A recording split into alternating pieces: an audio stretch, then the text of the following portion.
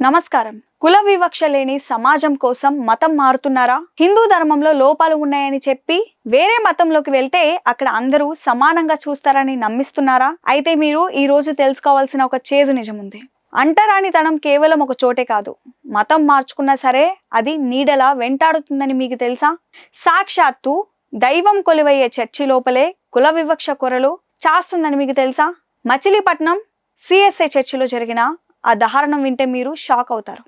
కన్నీరు మున్నూరుగా విలిపిస్తున్న ఒక కూతురి ఆవేదన వెనుకున్న కుల అహంకారం ఏమిటి? మత మార్పిళ్ళ వల్ల కేవలం కులం మారుతుందా లేక పేరు మారుతుందా? ఈరోజు మనం ఈ కుహాన సమానత్వం గురించి మాట్లాడుకుందాం. మిత్రులారా, హిందూ సమాజంలో కుల వివక్ష ఉందని ప్రచారం చేస్తూ ఎంతో మందిని క్రైస్తవంలోకి మత మార్పిడి చేస్తున్నారు. అక్కడ కులం ఉందని అందరూ సమానమని నమ్మవలుగుతారు, కానీ వాస్తవం అందుకు పూర్తి భిన్నంగా ఉంటుంది. మచిలీపట్నంలోని ప్రముఖ సిఎస్ఐ చర్చిలో జరిగిన ఘటనే ఇందుకు నిదర్శనం.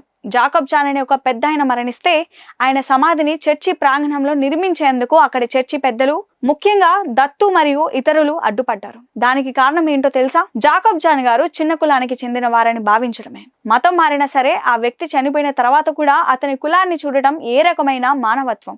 ఆ మృతదేహాన్ని పట్టుకొని తమకు న్యాయం చేయాలని ఆ కుటుంబ సభ్యులు చర్చి చుట్టూ ప్రదక్షిణలు చేసినా అక్కడి పెద్దల మనసు కరగలేదు. తన తండ్రికి కడసారి గౌరవం దక్కకపోవడంతో ఆయన కూతురు స్వప్న గారు కన్నీరు పెట్టుకున్న దృశ్యం చూస్తుంటే ఎవరికైనా హృదయం ద్రవిస్తుంది. సార్ నమస్తే సార్, నా పేరు స్వప్న అండి. మా నాన్నగారు జాకబ్ జాన్ అండి. ఆయన నేను మే 1న చనిపోయారు సార్. మేము సిఎస్ఐ సంఘం అండి. మా చిన్నప్పటి నుంచి మేము ఇదే సంఘం. 2011 వరకు మేము ఇక్కడ కంటిన్యూగానే వచ్చేవాళ్ళం సార్. తర్వాత నా మ్యారేజ్ అయిపోయి మేము ఎవరికాలం వెళ్ళిపోయాం. తర్వాత అమ్మగారికి పెరాలసిస్ వచ్చింది సార్. మేము ఇక్కడ కరెక్ట్గా రాలేకపోయాం. ఇప్పుడు మేము దత్తుగారి దగ్గరికి మార్నింగ్ వెళ్ళాం సార్. వెళ్ళి మా నాన్నగారికి స్థలం కోరితే ఆయన చాలా ఇదిగా మాట్లాడారు సార్. ఎందుకు ఇవ్వాలి, మీరు ఇక్కడ లేరు అని మాట్లాడారు సార్. రిక్వెస్ట్ చేశాను సార్, కాలు పట్టుకుని ఒప్పుకోలేదు సార్. తర్వాత మళ్ళీ పాస్టర్ గారి దగ్గరికి వస్తే నాదేమీ లేదమ్మా, అంత ప్యానెల్లో ఉన్నారు, రాత్రి డిసైడ్ అయిపోయాం 30 మంది, మీకు అసలు ఇవ్వకూడదని అని అన్నారు. మళ్ళీ మేము వచ్చాం సార్. మళ్ళీ దత్తగారి దగ్గరికి వెళ్ళమంటే మళ్ళీ ఇంటికి వెళ్ళాం సార్. ఇంటికి వెళ్తే సార్ లేరు, ఫోన్ కూడా లిఫ్ట్ చేయట్లా. మళ్ళీ చర్చికి వచ్చాను సార్. పొద్దునుంచి ఇలాగే తిరుగుతున్నాను సార్. ఇప్పుడు కూడా మళ్ళీ దత్తగారితో మళ్ళీ మాట్లాడదామని వచ్చి రిక్వెస్ట్ చేస్తుంటే ఏంటమ్మా ఏంటని చేదరించుకొని ఇదేదో ఏడుపేదో చర్చికి వారం వారం చర్చికి రావచ్చు కదా అని చెప్పు బాగున్నారు సార్. సార్ నేనే నా తండ్రి పోయిన బాధలో నేను ఉన్నాను సార్. పొద్దున్న నుంచి నాన్న దగ్గర కూడా లేకుండా అటు ఇటు తిరుగుతాను సార్.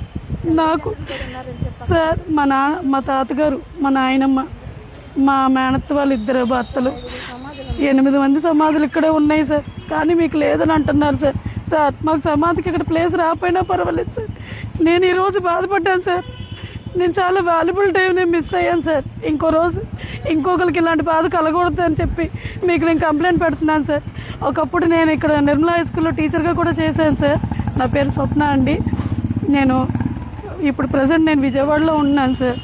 నేను మాత్రం సార్ ఇది మాత్రం మీరు ఇష్యూ తీసుకోవాలి సార్. చాలా బాధలో ఉన్నాను సార్.